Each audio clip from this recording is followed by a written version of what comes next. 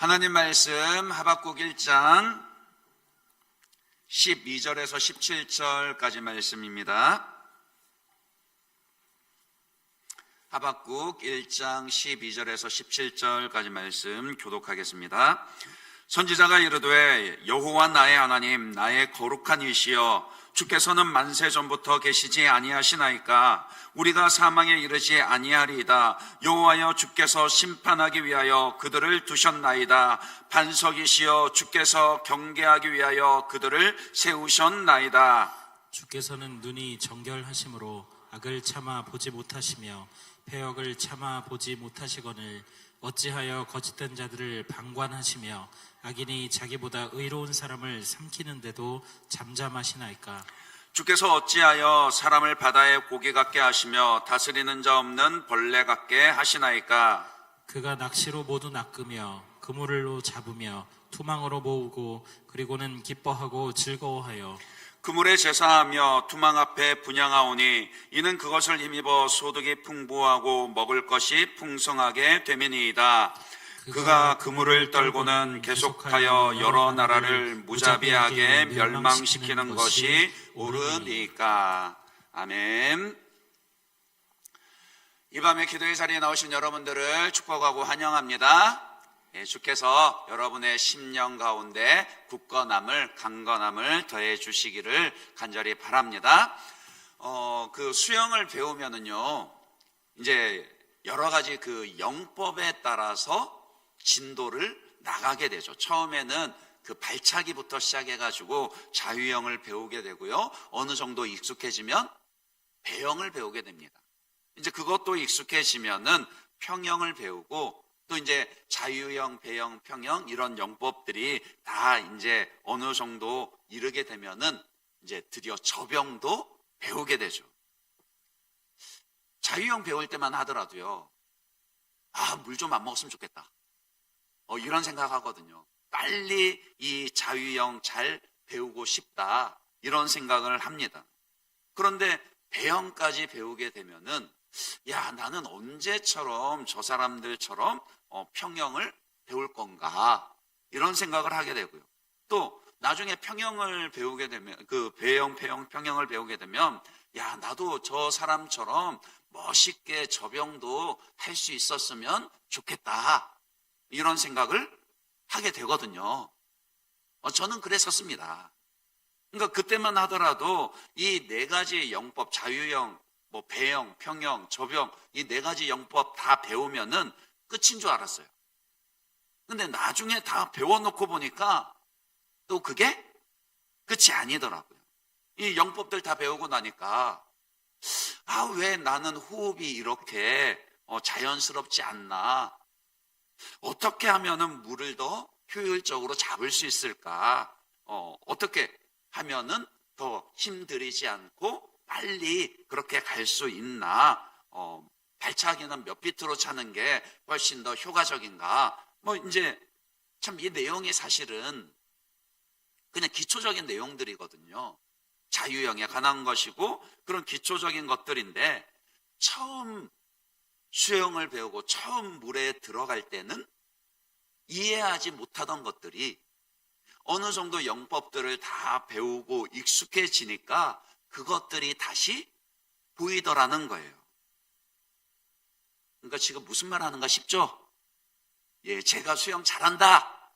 이 말씀 드리는 게 아니고요. 그러니까 초급 수준에서는 도무지 이해하지 못할 그런 질문들이 있었지만 어느 정도 수영에 익숙해지고 나니까 고급반, 상급반 이렇게 좀 더 수영을 잘 하게 되니까 이전에는 미처 알지 못하던 그러니까 그냥 발차고 앞으로 나가는 것에만 급급하던 그 수준에서는 알지 못하던 것들이 더 높은 수준에 가니까 보이는 것들이 있더라는 거예요. 그런데 이런 원리는 단지 수영에서만, 운동에서만 그런 것은 아닌 것 같습니다. 이제 수영은 제가 가장 그 단순한 몸으로 하는 운동이기 때문에 예를 든 것이거든요. 수영 그냥 물에 떠서 앞으로만 가면 됩니다. 그런데 이제 제대로 수영을 배우면 점점 더 알면 알수록 그 단순한 것 가운데 복잡한 것들이 있더라는 거예요. 영 그래도 운동으로 얘기하니까 이제 여러분이 잘 아시는 그 공부하는 걸로 한번 말씀을 드려보도록 하겠습니다. 그 수학을 공부할 때요. 숫자를 처음에 배우죠. 숫자를 배우면은 처음에 1, 2, 3, 4, 5 자연수를 배웁니다. 이건 안 어려우시죠? 예, 그렇습니다. 근데 나중에 점점 더 공부를 해 가다 보면은 그 숫자라 부르던 거 1, 2, 3, 4, 5 그것이 전부 다 생각했던 것이 수의 전부가 아니라 그저 일부분으로 자연수에 지나지 않는다라는 것을 알게 되죠. 수에는 자연수 외에도 0이 있고 음수가 있다라는 것, 마이너스의 세계가 있다라는 것을 알게 되고요. 또 더 나가게 되면은 1과 2 사이에 그런 정수 사이에 분수가 있고 실수가 있다라는 것도 알게 됩니다. 그것도 점점 더 공부를 더해가다 보면 그런 실수뿐만이 아니라 허수도 있고 복소수도 있다라는 그런 개념들을 배우게 됩니다. 그러니까 운동도 공부도요. 아니 운동과 공부뿐만이 아니라 우리의 삶과 신앙에도 우리가 점점 더 알아가면 알아갈수록 끊임없이 질문들이 이어진다라는 것을 지금 여러분들에게 말씀을 드리려는 거예요. 우리는 어떤 사건이나 혹은 사람에 대해서 쉽게 단정 짓기를 좋아합니다. 하지만 인생에 대해서요. 또 역사에 대해서 알면 알수록 사실은요. 그렇게 쉽게 말하지 못합니다. 초급반 수준에서 보니까요. 인생을 초급반 수준에서 보고 신앙을 초급반 수준에서 보니까 야 이게 전부인 것처럼 그렇게 느껴지지만 아니요. 신앙도 고급반 수준으로 올라가고요. 인생을 이해하는 것도 고급반 수준으로 올라가면은 미처 깨닫지 못하던 그런 질문들이 훨씬 더 많다라는 걸 인정할 수밖에 없게 됩니다. 그래서 겸손하게 되죠. 벼는 익을수록 고개를 숙인다라는 말이요. 공연이 있는 말이 아니라고요.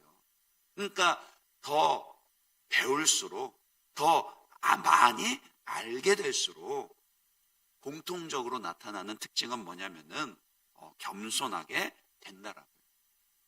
이제 오늘은 그 겸손하게 된다 여기에 포인트가 있는 건 아니고 우리를 겸손하게 할 수밖에 없는 그런 끊임없는 질문들과 이해되지 않는 그런 현실들 그것으로 인한 고통들이 있다. 그럴 때 우리는 어떻게 해야 하는가 그 점을 말씀드리려는 겁니다.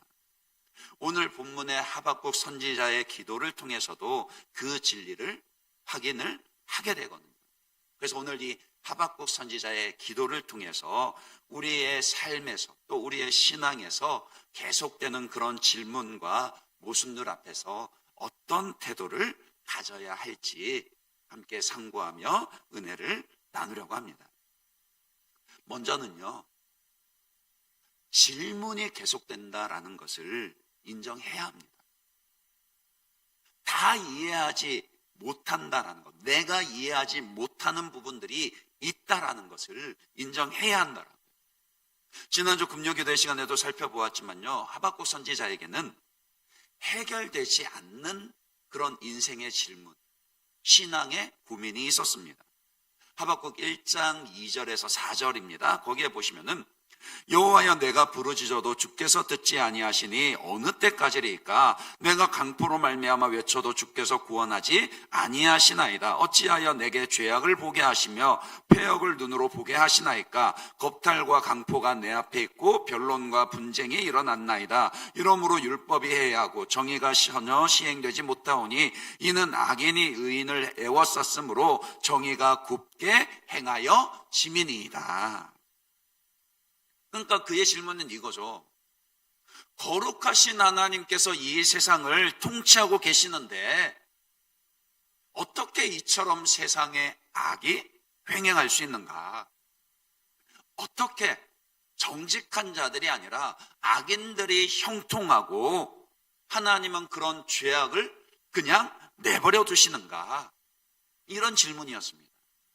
이 질문 때문에 선지자는 고민하게 되었고요. 죽도록 고민하게 되었고 고통 가운데 부르짖어 기도했지만 여호와여 내가 부르짖어도 주께서 듣지 아니하시니 어느 때까지니까. 그러니까 하나님의 기도 응답은 너무나도 멀리 있는 것처럼 그렇게 느껴졌다라는 거예요. 그게 하박국 선지자의 고민이었고 고통이었습니다. 그러나 그가 우리에게 보여주는 믿음의 태도는 무엇이었습니까? 포기하지 않았다라는 거예요. 계속해서 하나님께 부르짖어 기도했습니다. 해결되지 않는 그 질문 때문에 시험에 들어서 넘어질 뻔하기도 했었지만 그래도 그는 계속해서 기도했습니다. 그리고 마침내 하나님의 응답을 받았었죠. 그것이 1장 5절 이하의 내용이었습니다. 저와 여러분들도 오늘 당장에 그 기도의 응답이 없다 할지라도 하나님의 응답이 더디 온다 느껴진다 할지라도 포기하지 아니하시고 끝까지 기도하시는 그런 저와 여러분들 되시길 바랍니다. 끝까지 기도해야 합니다. 그런데 문제는 하나님의 응답을 받은 후에 이 하박국 선지자가 더 큰 혼란에 빠지게 됐다라는 거예요.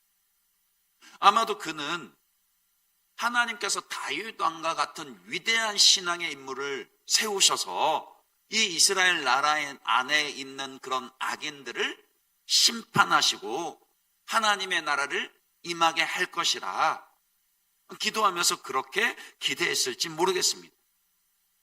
어쩌면은 하나님께서 직접적으로 손을 대셔서 그 광야 시대 땅이 갈라져서 악인들을 삼키게 하시든지 아니면은 그 벼락이 쳐가지고 그런 악인들의 집안을 다 그냥 몰살시키시든지 그것도 아니면은 그 사도행전 12장에 나오는 것처럼 하나님께 영광을 돌리지 않던 그 헤롯 왕이 하나님의 치심으로 즉시로 벌레가 먹어 죽었던 것처럼 그렇게 하나님이 직접적으로 심판하시기를 기대했었을 겁니다. 그런데 하나님의 응답은 전혀 달랐죠. 그가 기도하고 기대하던 것과는 완전히 달랐습니다. 하나님이 응답을 주시는데 어떻게 하실 것이다 하십니까? 1장 6절에 뭐라고 응답을 주셨었냐면요. 보라 내가 사납고 성급한 백성 곧 땅이 넓은 곳으로 다니며 자기의 소유가 아닌 거처들을 점령하는 누구를 세우신다고요? 갈대아 사람을 일으켰나니. 그러니까 이스라엘에서 보면 저 북방에 갈대아 사람요, 즉 바벨론을 일으켜서 이스라엘의 악인들을 심판하실 것이라 하나님이 그런 응답을 주신 거예요. 물론 하박국서 전체를 보시면은 하박국 선지자가 하나님께서 열방을 다스리시고 역사를 주관하신다라는 그런 믿음을 가지고 있었습니다. 때로는 하나님께서 그렇기에 악인들을 일으키셔서 심판의 도구로 사용하신다라는 것도 이해를 하고 있었습니다. 하지만 그가 생각할 때는 어느 정도 한계 안에서라는 거예요.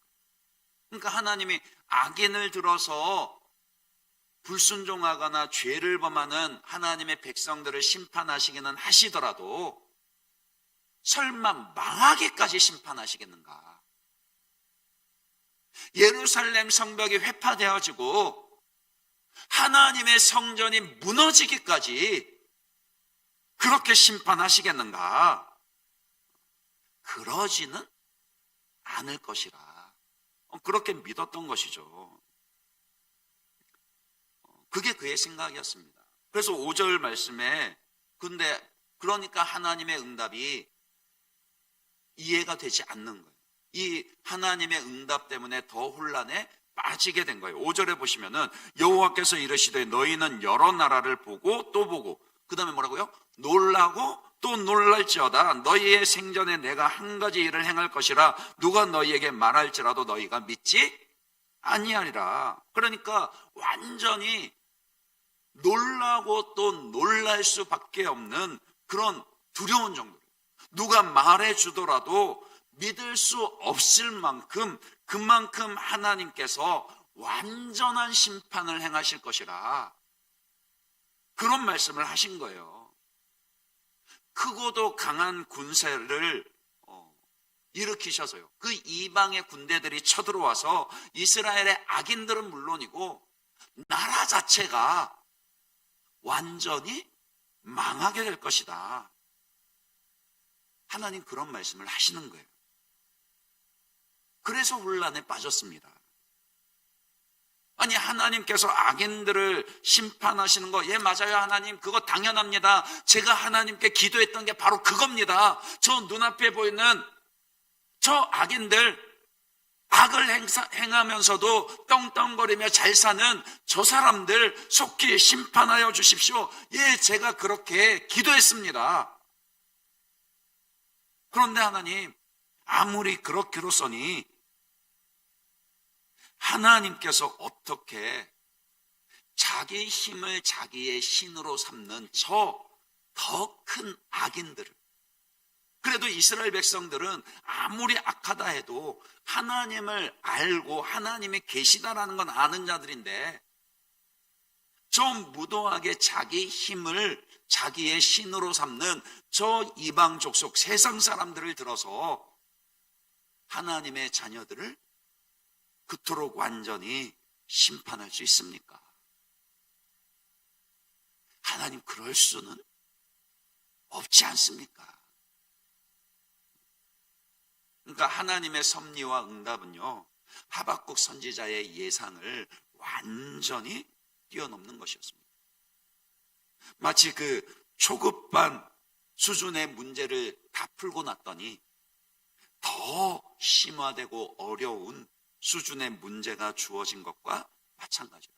그러니까 기도에서 하나는 응답을 받았는데 그것 때문에 더 심각하고 깊은 고민을 하게 됐더라고요. 이것이 오늘 우리가 살고 있는 인생과 세상의 실존입니다. 문제가 끊임없이 이어집니다.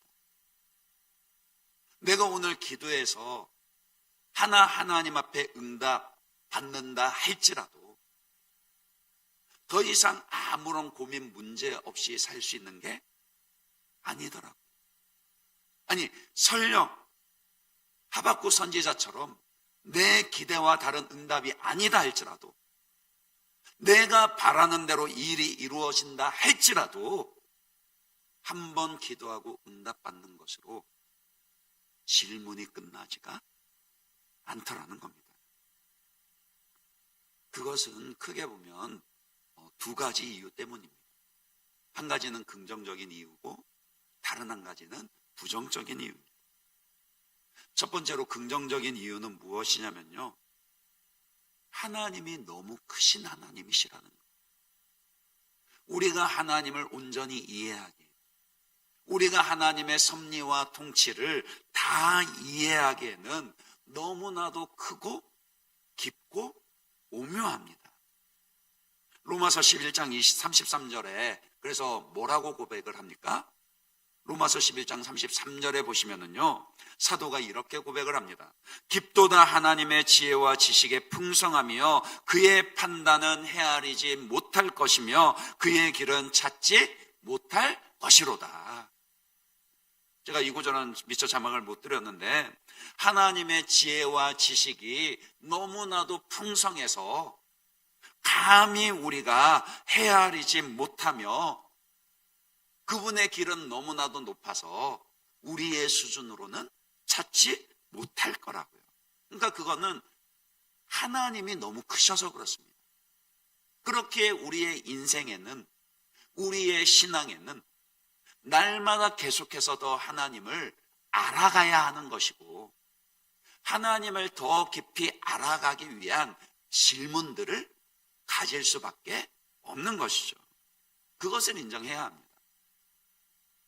그리고 또 우리가 우리의 인생과 신앙에서 계속해서 질문이 주어질 수밖에 없는 이유는요, 부정적인 이유가 또 한 가지 있는데, 그만큼 세상이 죄로 인해 심각하게 타락했기 때문입니다. 죄는요, 아담의 후손인 우리 자신에게만 영향을 끼쳤을 뿐만이 아니라 세상의 모든 창조 때의 선한 것들을 망가뜨려 버렸습니다. 창세기 1장 17절 한번 보실까요? 여러분 한번 읽어봐 주세요. 같이 읽습니다. 시작. 하나님이 그것들을 하늘의 궁창에 두어 땅을 비추게 하시며. 죄송합니다.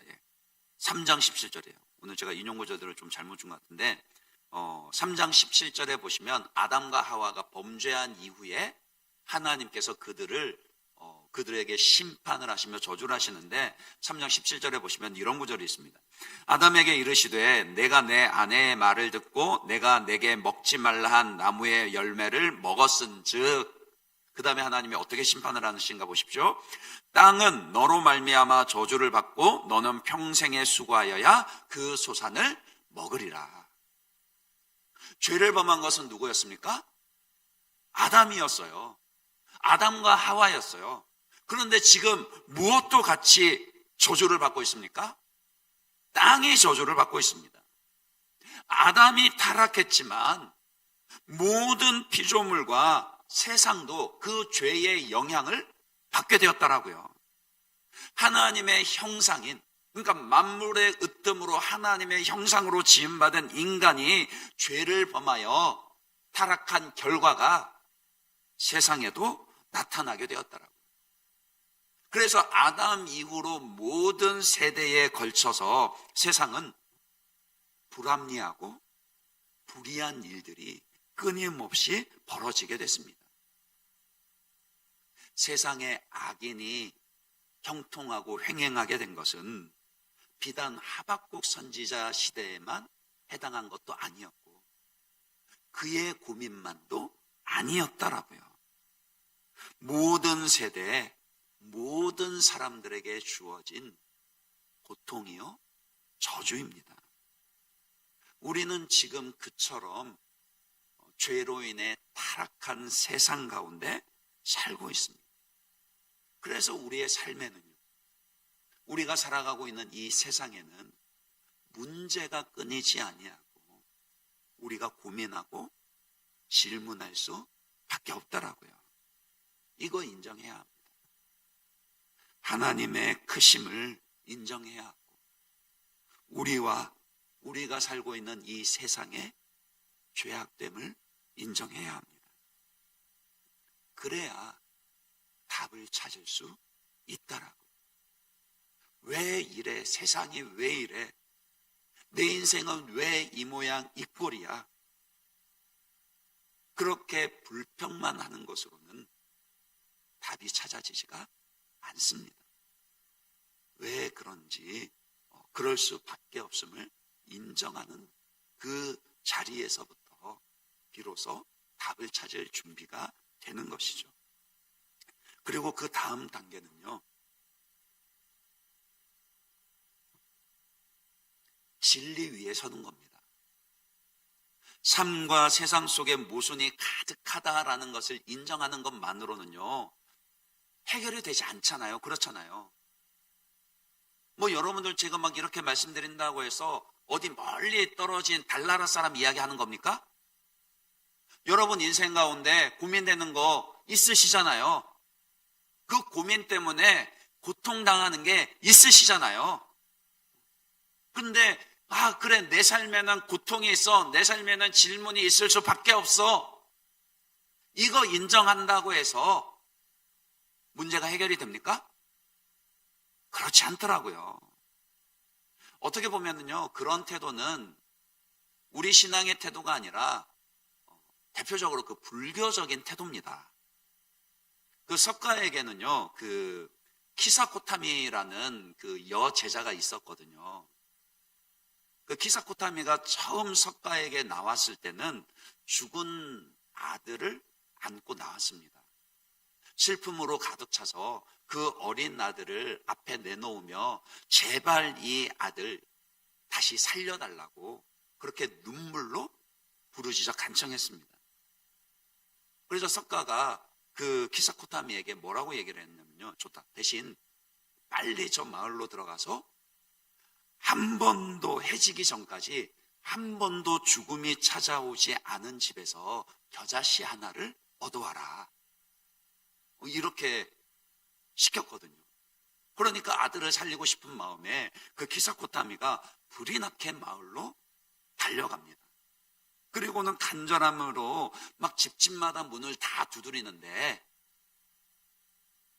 해질녘이 다 되도록 단 한 집도 어느 집에서도 죽음이 찾아오지 않은 집을 찾을 수가 없었다라는 거예요. 그 순간 그가 깨닫게 되죠. 아, 결국 모든 인생은 죽을 수밖에 없는 것이구나.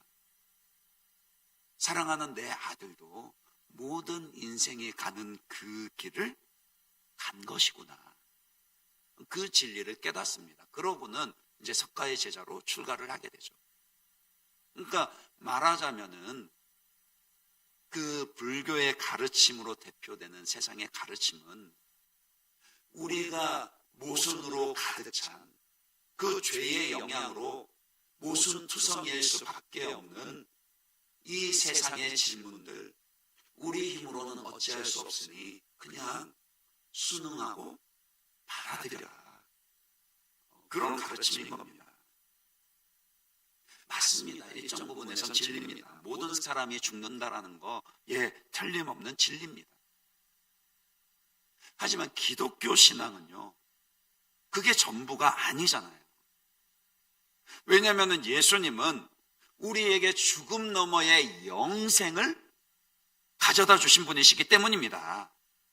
모든 사람의 삶 속에 고통과 고뇌가 있을 수밖에 없고, 또 이 세상에는 모순된 일들과 불의한 일들이 넘쳐나지만, 그렇다고 해서 마냥 그것에 순응하고 받아들이라, 그렇게만 가르치지 않습니다. 그것은 기독교 신앙이 아니라고요. 우리의 신앙은요, 십자가의 죽음뿐만이 아니라 그 십자가 너머에 부활의 생명을 바라보게 하는 겁니다. 우리는 오늘의 고난을 인내할 뿐만이 아니라 영원한 산 소망을 가지고 있습니다. 비록 오늘 내가 다 이해할 수 없는 그런 질문이 있다 할지라도요, 그러나 그 모든 질문들에 대한 답이 주어질 것이라는 것은 우리는 이미 알고 있습니다. 성경 구절 한번 볼까요? 고린도전서 13장 12절 말씀입니다. 근래에도 한번 인용을 했었는데 같이 한번 읽어봐 주시기 바랍니다. 같이 읽습니다. 시작. 우리가 지금은 거울로 보는 것 같이 희미하나 그때에는 얼굴과 얼굴을 대하여 볼 것이요. 지금은 내가 부분적으로 아나 그때에는 주께서 나를 아신 것 같이 내가 온전히 알리라. 아멘. 주님이 다시 오시는 그날요, 우리의 구원이 완성되고 하나님의 나라와 영광이 완전하게 임하는 그날이 되면은 우리가 모든 것을 다 이해하고 알게 될 것입니다. 그렇기 때문에 우리는 하나님께서 응답을 주실 것을 신뢰하고요, 오늘 내가 미처 다 이해하지 못하는 일들에 대해서도 답을 구해야 한다. 그리고 그 답을 구하는 것은 이미 우리에게 나타내 보여주신 진리 위에서 시작해야 합니다. 그러니까 하박국 선지자의 기도를 다시 한번 보십시오. 하나님의 응답을 듣고 혼란 가운데 빠진 하박국 선지자가 다시 하나님 앞에 부르짖어 기도하는데 어떻게 기도하고 있습니까? 오늘 본문 12절 13절입니다. 거기에 보시면 선지자가 이르되 여호와 나의 하나님 나의 거룩한 이시여 주께서는 만세 전부터 계시지 아니하시니까 우리가 사망에 이르지 아니하리이다. 여호와여 주께서 심판하기 위하여 그들을 두셨나이다. 반석이시여 주께서 경계하기 위하여 그들을 세우셨나이다. 이게 하박국 선지자가 서 있는 진리의 토대입니다. 그가 가지고 있던 믿음의 전제입니다. 그러고 나서 13절에 질문을 하죠. 뭐라고 질문을 합니까? 주께서는 눈이 정결하심으로 악을 참아 보지 못하시며 폐역을 참아 보지 못하시거늘 어찌하여 거짓된 자들을 방관하시며 악인이 자기보다 의로운 사람을 삼키는데도 잠잠하시니까. 그러니까 이 질문을 진리의 토대 위에서 하고 있는 거라는 거예요. 보다도 구체적으로 살펴보면요, 그가 부르짖은 그 기도 가운데 14절 말씀 보시면은 그 바다에 물고기를 낚는 것으로 비유를 하고 있죠. 14절 15절에 보시면 주께서 어찌하여 사람을 바다의 고기 같게 하시며 다스리는 자 없는 벌레 같게 하시나이까. 이게 무슨 말이냐면요, 더 심각한 더 큰 악인이 악인을 심판한다면 결국에 세상은 힘의 논리만 지배하는 약육강식의 세계가 될 거 아닙니까? 그러면 하나님, 이 세상에, 하나님이 통치하는 이 세상에 어떻게 정의가 실현될 수 있겠습니까? 그런 뜻인 거예요. 그리고 15절에도 보시면 그가 낚시로 모두 낚으며 그물로 잡으며 투망으로 모으고 그리고는 기뻐하고 즐거워하여 그랬습니다. 그러니까 단계적으로 보세요. 물고기를 잡는데 처음에는 뭘로 잡는다고요? 낚시로 한 마리씩 잡습니다. 근데 낚시로 잡고 그치는 게 아니라 어떻게 한다고요? 그물을 던집니다. 그물을 던지고도 끝내는 것이 아니라 그 다음엔 또 어떻게 한다고요? 투망을 던져서 모은대요. 그러니까 싹 끌어가는 거예요. 누가요? 장차 이스라엘을 침공하는 바벨론이요. 실제로 역사 가운데 그렇게 나타났습니다. 성벽 위에 성벽 하나 돌 위에 돌 하나 남기지 아니할 만큼 그렇게 모든 것을 회파하고 그 백성들을 포로로 잡아가며 철저한 심판이 임하게 되었다라고요. 그래 놓고도 바벨론 그 제국은 어떻게 하죠? 마지막에 17절에 보시면 그가 그물을 떨고는 계속하여 여러 나라를 무자비하게 멸망시키는 것이 옳으니까. 그러니까 하나님의 그 응답, 하나님의 심판하시는 그 도구가 이해할 수 없습니다. 그 질문을 하고 있는 것이죠. 그런데 그 질문을 어디 위에서 하고 있다고요? 이미 자기가 알고 있던 신앙 고백, 진리 위에서 하고 있다라고요. 12절에서요. 조금 더 12절 말씀을 간략하게 자세히 좀 보게 되면은 여호와 나의 하나님 나의 거룩한 이시여 주께서는 만세 전부터 계시지 아니하시니까. 그러니까 그가 고백하는 진리가 있습니다. 여호와 나의 하나님, 오로지 스스로 계시는 I am who I am, 나는 스스로 있는 자라 여호와 하나님, 어느 것에도 의지하지 아니하시고 영향을 받지 아니하시는 그런 하나님이십니다. 그런 하나님의 하나님 되심을 고백합니다. 그리고 나의 거룩한 이시여, 하나님은 무엇에도 비할 수 없고 지존하신 그런 거룩하신 하나님이심을 고백합니다. 주께서는 만세 전부터 계시지 아니하시나이까. 하나님은 영원하시며 우리 곁에 계신 하나님이십니다. 여호와여 주께서 그들을 심판하기 위하여 그들을 두셨나이다. 하나님은 역사를 주관하시며 심판하시는 하나님이심을 고백합니다. 그러면서도 그 하나님을 뭐라고 고백하죠?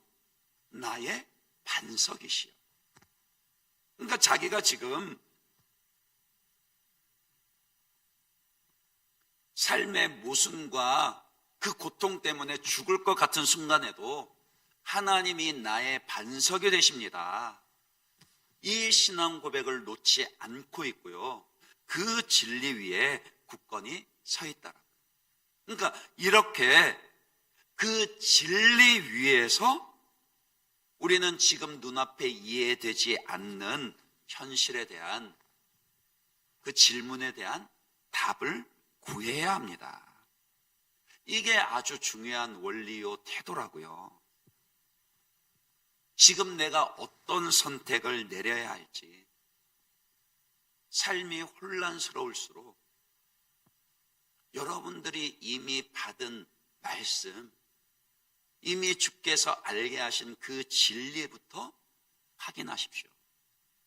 그래야지 흔들리지 않습니다. 그래야지 유혹에 넘어가지 않습니다. 날이 갈수록 세상은 복잡해져 가고 이것이 옳은가 이것이 옳은가 끊임없이 망설이고 선택을 주저하게 되는데, 뭔가 자꾸 새로운 것에서만 답을 찾으려고 하면은요, 결국에는 내가 듣고 싶은 것만 듣게 되고 내 욕심을 따라서 선택하고 행하게 된다라고요. 말세에 고통하는 때가 이르리니 그 말세에 고통하는 때를 미리 경계하며 권면한 디모데후서 3장 14절 말씀도 보십시오. 뭐라 그랬습니까? 사도를 통해서 우리에게 그렇게 권면하기를 너는 배우고 확신한 일에 거하라 그랬습니다. 배우고 확신한 일에 거하는 것이 먼저입니다. 그래야지 답을 찾아도요, 올바른 답을 찾을 수 있고 올바른 길에서 넘어지지 미끄러지지 않습니다.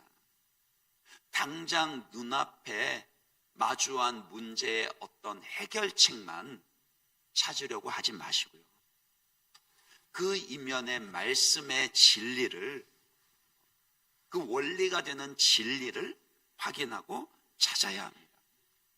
거기에서부터 시작하셔서 그 하나님이 우리에게 성경 말씀을 통해 주신 진리를 그 복잡해 보이는 문제에 적용해 나가셔야 합니다.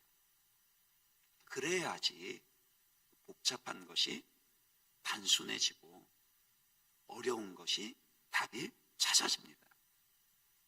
그리고 마지막으로는요, 계속해서 이해를 추구해야 합니다. 그러니까 진리 위에 굳건히 서서 계속해서 끊임없이 주어지는 질문들 가운데서 답을 찾아가야 한다. 그것이 성경적인 태도이고 우리가 자주 얘기하는 개혁주의적인 신앙의 태도입니다. 하나님 앞으로 나아가서 이해되지 않는 질문들, 오늘 내가 또 새롭게 마주하게 되는 그런 삶의 고통들에 대해서 포기하지 않고 계속해서 이해를 구하며 답을 찾는, 그것이 바로 실은 기도입니다. 기도가 다른 거 아니에요. 우리가 기도할 때 그런 말 자주 하잖아요. 말씀을 붙잡고 기도해야 합니다. 안 들어보셨어요? 지금 들어보셨잖아요, 그죠? 말씀 붙잡고 기도하는 거 너무나도 중요합니다. 근데 말씀을 붙잡고 기도한다라는 것도요, 사실은 중의적인, 그러니까 두 가지 의미가 있는 겁니다. 하나는 말씀을 붙잡고 기도한다라는 것은 이미 하나님이 주신 언약의 말씀을 내가 그것을 믿음으로 내 것으로 삼아서 그 약속을 성취해 주실 것을 간구한다, 그런 뜻이에요. 아마 이것에 대해서는 여러분들이 익히 잘 아시리라 믿습니다. 오늘 여러분에게 주신, 하나님이 주신 약속의 말씀이 있으십니까? 그러면 믿음으로 그 말씀 굳건히 붙잡으십시오. 믿음으로 그 말씀이 내게 주신 말씀이 되게 하셔야 됩니다. 그럴 때 기도에 능력 있게 되고 더 큰 확신으로 부르짖어 기도할 수 있습니다.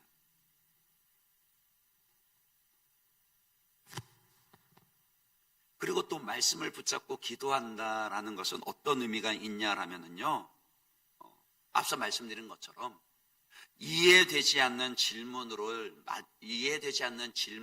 마주하게 되었을 때 이미 말씀으로 주어진 진리를 붙잡고 더 깊은 이해를 추구하는 겁니다. 아까 맨 처음 설교를 시작하면서 수영 배우는 거 말씀드렸잖아요. 처음부터 고급 수준으로 그렇게 수영을 할 수가 없습니다. 처음에는 기초적인 것부터 하는 겁니다. 그런데 기초라는 게 왜 기초입니까? 처음 배운 그것이 물에 빠져 죽지 않는 한 수영 배우는 내내 쓰이기 때문입니다. 왜 수학의 어려운 공식을 처음부터 배우지 않고 1, 2, 3, 4, 5 숫자부터 배우겠습니까?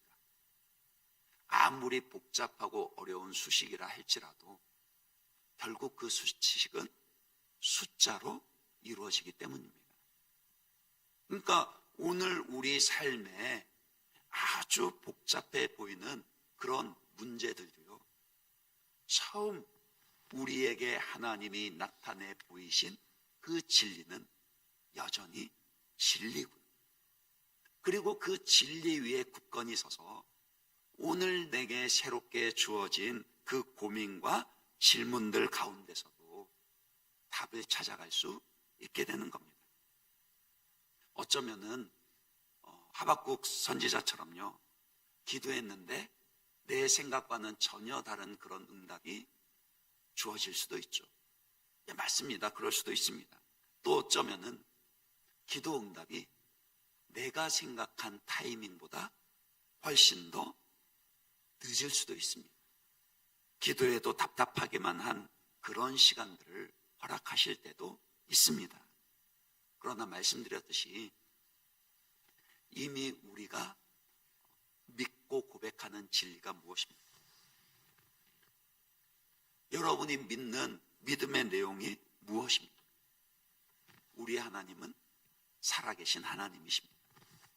아멘이십니까? 우리 하나님은 전능하신 하나님이십니다. 우리 하나님은 오늘 우리 삶 속에 함께 하시고 우리 삶을 다스리시는 하나님이십니다. 그 하나님이 나보다 나를 더 잘 알고 계시고, 그 하나님이 나보다 나를 더 위하고 계시고, 그 하나님이 나보다도 나를 더 사랑하십니다. 확신이 들지 않으세요? 예수님의 십자가를 떠올려 보십시오. 고린도전서 1장 18절 말씀을 보시면 십자가의 도가 믿지 않는 자들에게는 미련한 것이요 구원을 받는 자들에게는 하나님의 능력이 된다 그랬습니다. 이해가 되지 않을 때는 내 삶에 주어진 십자가가 그저 고통스럽기만 하고 답답하기만 합니다. 그러나 우리에게 주어진 그 진리 위에서 계속해서 기도하며 답을 구하며 나가면 마침내 그 십자가가 나를 부활의 생명으로 이끄는, 하나님의 영원한 영광으로 이끄는 생명의 길이 된다는 것을 알고 고백하게 될 것입니다. 지금 여러분이 기도하는 것 하나도 헛되지 않는다라고요. 이 구절만 한 구절 더 찾아볼까요? 시편 56편 8절 말씀입니다. 시편 56편 8절 말씀에 보면 이런 고백이 있습니다. 같이 한번 읽어보겠습니다. 시작. 나의 유리함을 주께서 계수하셨사오니 나의 눈물을 주의 병에 담으소서. 이것이 주의 책에 기록되지 아니하였나이까. 예, 나의 눈물을 주의 병에 담으소서. 이 말씀은요, 하나님께서 오늘 눈물로 부르짖는 우리의 기도를 다 듣고 계시고 여러분의 기도를 주님의 병에 담고 계신다라는 겁니다. 그리고 그 병이 가득 채워졌을 때, 기도의 분량이 다 차게 되면 반드시 하나님께서 하나도 남김없이 그 기도에 다 응답해 주십니다. 한 방울의 눈물의 기도도 하나님 그냥 땅에 떨어뜨리지 않으신다라고요.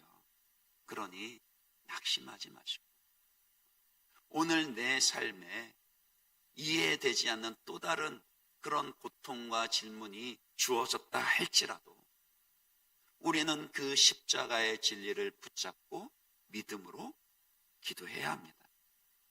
말씀을 맺습니다. 우리가 하나님을 아는 지식과 믿음이 있다고는 하지만 오늘 우리 삶에는 여전히 질문들이 있습니다.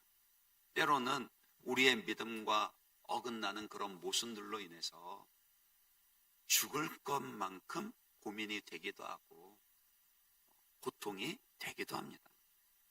그러나 그것은 단지 아직 우리의 이해가 부족할 뿐이라는 거예요. 너무나도 크신 하나님, 우리 하나님을 다 이해하기에는 우리의 이해가 부족한 것이고요. 또 반대로 그만큼 우리가 죄로 인한 그 심각한 영향을 받고 있는 세상 속에 살고 있기 때문입니다. 그러나 아무리 그렇다 해도요, 답을 얻는 것을 포기하지 말아야 한다. 그것은 하나님께서 원하시는 바도 아니고 성경이 가르치는 바도 아니라고요. 우리는 이미 성령께서 밝히 일러주신 그 진리 위에 서서 계속해서 기도하며 묻고 이해를 추구하는 그런 신앙의 태도를 가져야 합니다. 그러면 하나님께서 때가 되면 반드시 우리에게 우리의 기도 가운데 이해할 수 있도록 응답해 주실 것입니다. 그 은혜가 있으시기를 주님의 이름으로 축원합니다. 이 시간 우리 말씀 생각하면서 이 찬양 고백하고 함께 기도하길 원합니다.